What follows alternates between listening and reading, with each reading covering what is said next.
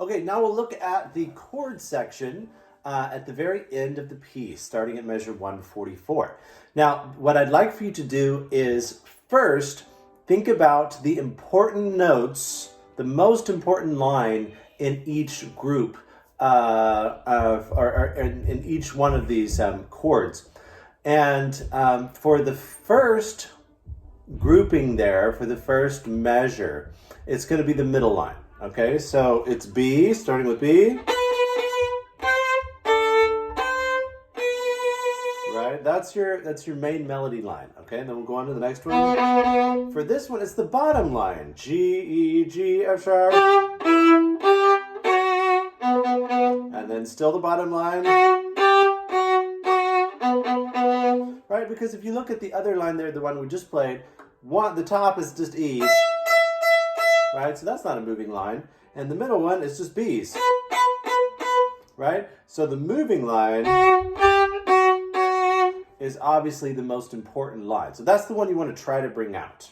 Okay, now let's go on to 152. It'll be the bottom line.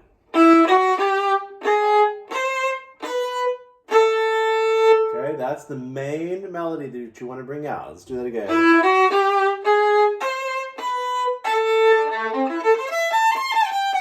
Then for this one, it's the middle. Right, for obvious reasons. Everything else is just static. It just stays the same. Okay, and then the next one at 156, this is the bottom. Right?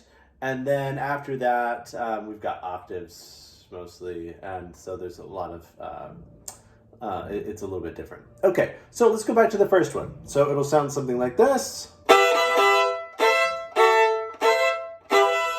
Right? And you can practice this a couple different ways. You can practice it from the top. Right? That's a good way to practice it. And then also the bottom too. Reaching that 4. Watch this. Reaching that 4, right? That's important. Reaching that 4 is tricky. Okay? Now, the next thing, here's the next one. Right? So you can practice the top 2.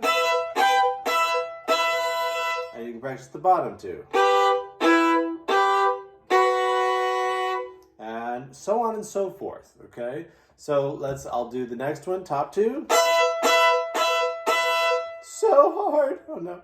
And bottom 2. Next one, 152, top 2.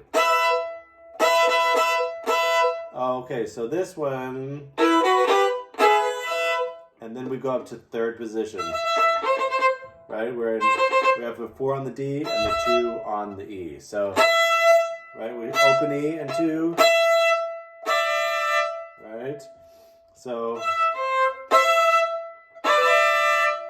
that's 2, 4, 2 open, and then 3, 1 open. Okay, and then we shift back down to first position for this last one, 4, 2 open. Like that. Okay, next one, top notes.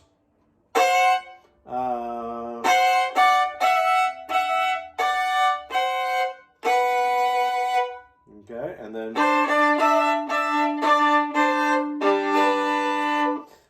next one, 156. Bottom notes.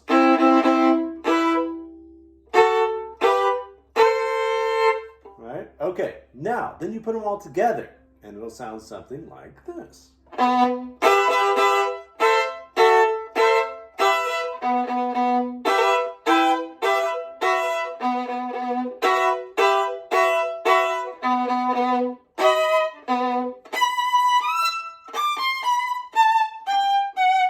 Actually, we should shift down there. So, down here.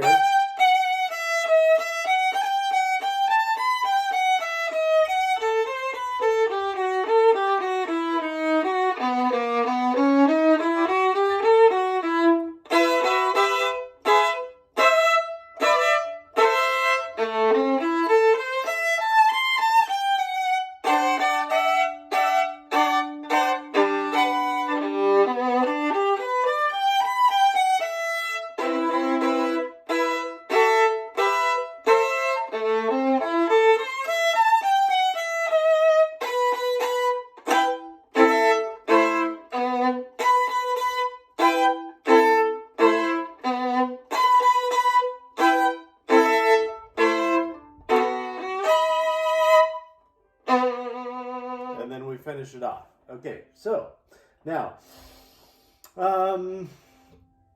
I want to point out to you that there's one more thing here with the bowing. Okay, so with these, each one of these pulls, you're going to pull long and slow, and then retake fast, and then long and slow, retake fast. So it should look like this. See how that is? So I'm pulling slow, and then I retake really fast, and then pull immediately.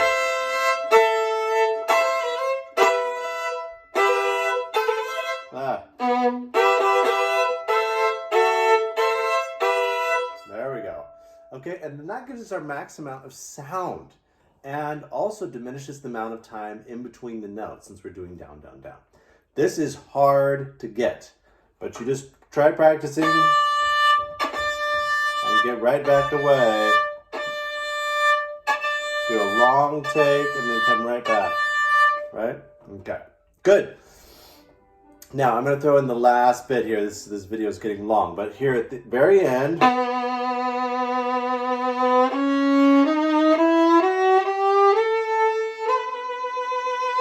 okay, so it's just B, and then 1, 2, and then 1, 2, and 1, 2,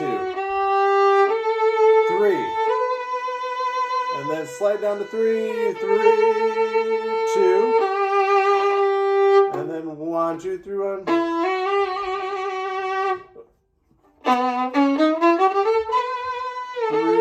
2. Yeah, and then 1, 2, 3, 1. 1, 2, 3, and the trill. Good. And then 1, 2, 4, 3. And you accent each one. And then here you do a subito piano. Accent with subito piano. And then crescendo,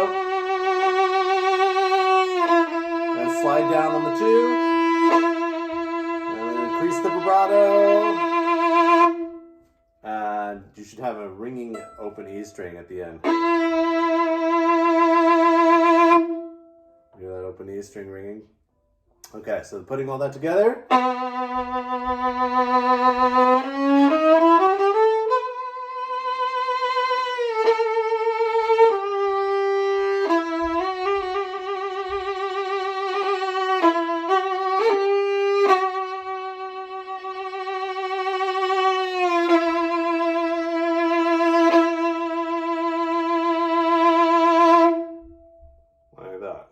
Okay, good. Have fun. This is such a great piece, such an amazing work of music. I hope you are able to assimilate all this, and if you have any questions, please ask.